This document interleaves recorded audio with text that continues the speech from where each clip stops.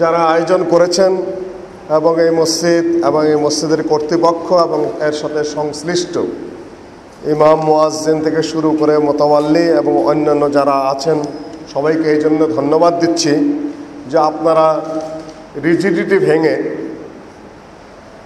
একটা উদারতার দিকে এগিয়ে যাচ্ছেন। বিভিন্ন খতিব দিয়ে এখানে খুতবা দেওয়াচ্ছেন এবং বিভিন্ন ধরনের আলোচনার আয়োজন করছেন। এই যে আরবিতে যেটাকে বলা হয় জুমুদ, একেবারে সংকীর্ণতা ভেঙে যে একটা উদারতা মহত্ব দিকে এগিয়ে যাচ্ছেন এবং সবাইকে সুযোগ করে দিচ্ছেন, এই জন্য আপনাদের জন্য দোয়া করি আল্লাহ পাক আপনাদেরকে আরও তৌফিক দান করুন। আলহামদুলিল্লাহ। অন্যান্য মসজিদগুলোও এটাকে অবলম্বন করতে পারে, এই পথে হাঁটতে পারে, যে পথে হেঁটে মানুষের জ্ঞান গরিমা বৃদ্ধি পায়, সবাই এখানে সুন্দর সুন্দর আলোচনা করতে পারে। আমি সন্ধ্যা থেকে পর্যন্ত এই সভাপতি হলে তো বসে থাকা ছাড়া পথ নাই, বসে থাকতেই হয়। সবাই ছুটি নিয়ে যেতে পারে, আমি তো আর ছুটি নিতে পারি না। কার কাছে আমি ছুটি চাবো? নিজের কাছে, নিজের বিবেকের কাছ থেকে নিজের ছুটি নিতে পারি না। বক্তব্য শুনলাম শায়েখ সিফাত, শেখ আব্দুল আলিম বিন কাউসার, শেখ সালাউদ্দিন, তাওহিদ, শাহাদাত, তানজিল, শেখ মুকাররম বিন মোহসেন। সবার কাছ থেকে হার গুলের আরঙ্গ বয়ে দিগারিস, প্রত্যেক ফুলের আলাদা আলাদা রং আছে, আলাদা আলাদা সুগন্ধি আছে। সবার কাছ থেকে বিভিন্ন ধরনের ওয়াজ শুনতে পারলাম। আমার আর আজকে ওয়াজ নেই, কেননা আমি এখন শুনি এই সুখী। আমার ছোট ভাইরা, আমার বন্ধুরা, ভাতিজারা সবাই এত চমৎকার চমৎকার আলোচনা করে রাখছে যে এখন এক মৃত্যুর সময় হয়তো বা কাছে আসলেও দুঃখ নিয়ে মরতে হবে না যে আমাদের প্রতিনিধি পৃথিবীতে রেখে যেতে পারলাম না। আলহামদুলিল্লাহ। তবে যে জায়গায় সংকট সেখানে এগোতে পারছি না, সাংগঠনিকভাবে এগোতে পারছি না। ওয়াজ মাহফিলে এগিয়ে যাচ্ছে সবাই, ভাজ মোনাজারায় মাশাআল্লাহ এগিয়ে যাচ্ছে, বিভিন্ন কায়দায় এগিয়ে যাচ্ছে, কিন্তু সংগঠন, জামাতবদ্ধ জীবন, একজনের সাথে আরেকজনের মিলন, একজনটাকে আরেকজন সাড়া দেওয়া। আপনারা এই মসজিদে সাড়া দিচ্ছেন আলহামদুলিল্লাহ, কিন্তু কালকে যদি বলি যে ভোলায় যেতে হবে, কয়জন সাড়া দেবেন? খুঁজে পাই নেই। রমজানের আগে আমি সফর করে এসেছি, যে মসজিদটা পুড়িয়ে গেছে ওখানে খুতবা দিয়ে এসেছি, তাদের সাথে যোগাযোগ রেখে এসেছি। আলহামদুলিল্লাহ। হাফেজ মোশাররফ সাহেব ইন্তেকাল করেছেন, তার বাড়িতে গিয়েছি, বিধবা স্ত্রীকে একজনকে সাহায্য করেছিল, ওনাকে কিছু টাকা পয়সা পৌঁছে দিয়ে আসার চেষ্টা করেছি, বাড়ি বাড়ি ঘোরার চেষ্টা করেছি। কয়জন যাবেন? লোক তো সাথে পাই নেই। লোক কমতে কমতে কমতে কমতে শেষ পর্যন্ত আব্দুল লতিফ, আমি আর তার সাথে গেল এখানে ফোরকান। এই তো কমতে কমতে এই পর্যন্ত চেপে পড়লাম, অথচ বিরাট একটা বাহিনী যাওয়ার কথা ছিল। পাশে একজন মানুষ বসে আছে, পাশে বিড়াল কান্নাকাটি করতেছে, ও বিড়ালের কান্নায় কান দিতেছে। একজন জিজ্ঞাসা করলো যে ভাই কান্দো কেন? যে বিড়াল ক্ষুধায় কান দিতেছে, ওর কান্নায় আমি কান্দি। তোমার হাতে রুটি দেখতেছি, একটু রুটি দিলেই তো বিড়ালের পেটটা ভরে, আর কান্দে না। কই কান দিতে তো পয়সা লাগে না, রুটি কিনতে পয়সা লাগে।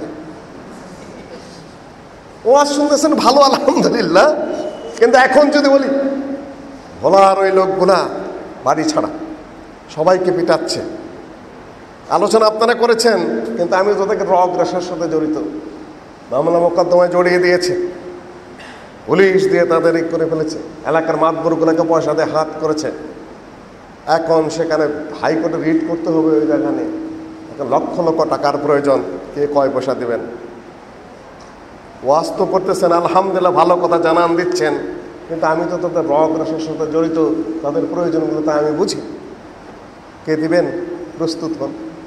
কিশোরগঞ্জের বাহাজ না, তাদেরকে মারে ধরে ইমাম সাহেবকে জবা করবে, নানান হুমকি দিচ্ছে।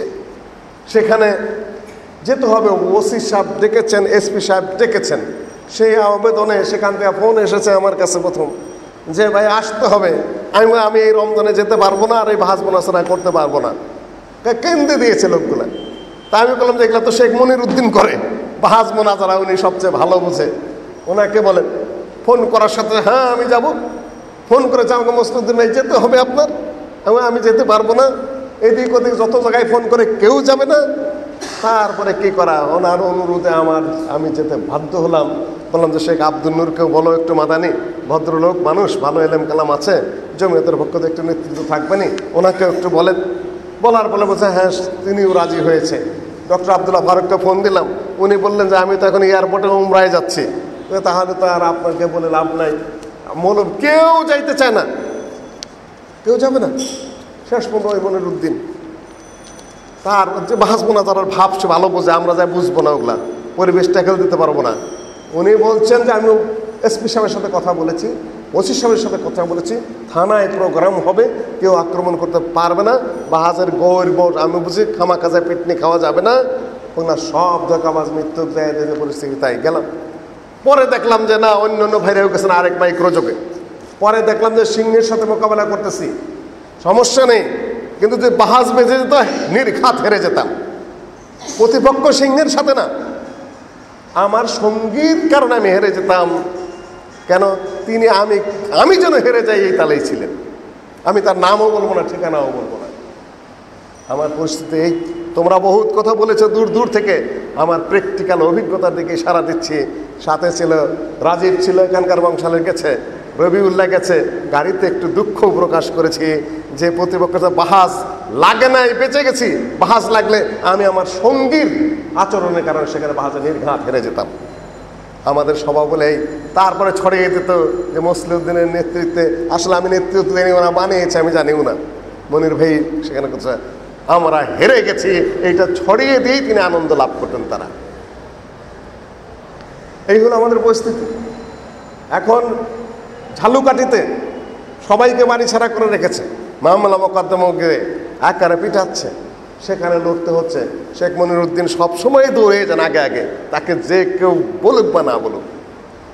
এখন এই ভোলাই কি করবো, আর কিছুই বোঝে না। একজন ফেসবুক দিয়ে বললো মনির ভাইকে ফোন কি করা যায়, তাড়াতাড়ি দেখেন ভাই। সাথে সাথে এসপিকে ফোন করেছে, সাথে সাথে ওসিকে ফোন করেছে, 2 গাড়ি পুলিশ দিয়ে সেখানে পাহারা দেওয়া হচ্ছে। কিন্তু আমরা তো সেখানে বুঝবো না কার সাথে কি করতে হয়। এক এক লাইনের মানুষ এক একজন। শেখ আব্দুর রউফ বাহাজ ভালো বুঝতেন, চট করে আটকায় দিতেন। আল্লামা সানাউল্লাহ অমৃতসরী বাহাজ মোনাজারা ভালো বুঝতেন, পরিবেশ ভালো বুঝতেন। এখন তো এখানে খালি আলোচনা করে কিছুই হবে না। দোয়া করলেও আল্লাহ পাক, বদরের মাঠে যেয়ে দোয়া করতে হবে। বদরের যুদ্ধ লেগে গেছে, কাফেররা এগিয়ে এসেছে, আমি মসজিদে বসে দোয়া করছি, হবে না তো। আল্লাহ নবী বদরের যুদ্ধের মাঠে যেয়ে তারপরে দোয়া করেছেন, আল্লাহুম্মা তাহলে খাদিলে সাবা লা তুবাদ। ওখানে মাঠে কে যাবেন সহযোগিতা করার জন্য? এখানে আলহামদুলিল্লাহ আপনার ব্যবসায়ী মানুষ আছেন। আমি আলামিন মসজিদ আজকে খুতবা দিয়েছি, সেখানেও হাত পেতেছি। লক্ষ লক্ষ টাকার প্রয়োজন সেখানে, আপনারা কে সহযোগিতা করবেন কে? সেটা এখানে আর বক্তব্য আমি কিছুই দেবো না, আমি সহযোগিতা চাই আপনাদের কাছে। সেখানে রগের সাথে আমি জড়িত। আর তারপরে সেখানে ফারুক ভাই কয়েকবার ভোলায় আমার সফর হয়েছে। ফারুক ভাই মারা গেলেন, নিজের বাড়িতে তিনি দাফন করতে দিল না, যে এলাকায় দাফন করতে দেবো না। ইহুদি মারা গেছে, জিব্বা বাই করে রক্ত পড়তেছে, মিথ্যা কথা ছড়িয়ে দিলেন। ওই যে মসজিদে পুড়িয়েছে আজকে একটা মুক্তিযোদ্ধা মানুষ, তিনি এই লাশটা, ফারুক ভাইয়ের লাশ নিয়ে যে তার গ্রামে সেখানে দাফন করেছেন, সেটাও জিয়ারত করে এসেছে তার কবরটা। অবস্থা তো এরকম। এই যে মসজিদে এখানে করেছেন বলেই তো আপনারা সালাত আদায় করতে পারছেন, এত মানুষ বক্তৃতা করতে পারছেন, আলোচনা করতে পারছেন। মসজিদে যে কষ্ট করে কেউ না করতো, আর শুধু এত করতেন কোথায়? প্রতিষ্ঠা করতে অনেক সমস্যা, অনেক জটিলতা। আমরা ফ্লাইং ওয়াজ করি দেশে দেশে, কিন্তু ফ্লাইং ওয়াজ আলহামদুলিল্লাহ দাওয়াতে কাজ তো হচ্ছে, কিন্তু জাতিকে যদি ঐক্যবদ্ধ করতে না পারেন, জাতিকে যদি একজনের কাছে একজনের সাথে দয়া, দরদ, মোহাব্বত, মাসালুল মুসলিমিনা মুমিনিনা ফি তাওয়াদ্দিহিম ওয়া তারাহুমিহিম কামাসালিল জাসাদিল ওয়াহিদ ইযা ইশতাকা মিনহু ওয়াদহুন ওয়াহিদ তাদাআ লাহু সাইরুল জাসাদ বিল হুম্মা ওয়াস সাহার। হাদিসে কিছু আগে পিছে আছে, সহিহ বুখারীর হাদিস, যে মুসলমানদের উদাহরণ হলো একজন আরেকজনের সাথে একেবারে এক দেহের মতো। দেহের এক জায়গায় যদি ব্যথা হয়, সারা শরীর ব্যথিত হয়ে পড়ে, জ্বরে আক্রান্ত হয়ে পড়ে। সারা দেশের মুসলমানদের জন্য, আহলে ভাইদের জন্য আমাদের কতটুকু মায়া, কতটুকু মহব্বত, কতটুকু দরদ আমরা করতে পারছি।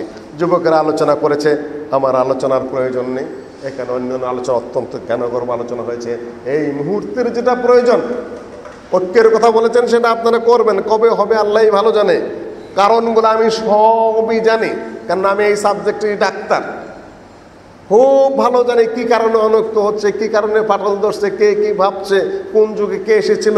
আল্লাহ ওয়াহদাহু লা শারীকা লাহু, ভারত উপমহাদেশের ইতিহাস, আহলে হাদিসের ইতিহাস কিছু পড়ার মুখস্থ করার সুযোগ আল্লাহ পাক দিয়েছেন। কিন্তু আলোচনা আমি করব না, এই মুহূর্তে করছি না। সেগুলা আলোচনার বিষয় আমি এই মুহূর্তে বাদ দিলাম।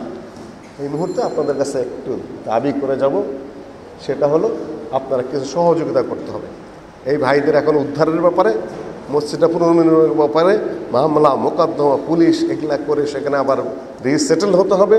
লোকগুলাকে বাড়ি ছাড়া করে ফেলেছে। আমার ওই ভাইয়ের যে কামরুলের যে যার বাড়িতে মসজিদটা 20 লক্ষ টাকার দোকান পুড়িয়ে দিয়েছে। এটা আগেই যেদিন ওখানে খুতবা দিয়ে আসি ওই রাত্রেই দোকানটা পুড়িয়ে দিয়েছে 20 লক্ষ টাকার মালামাল সহ।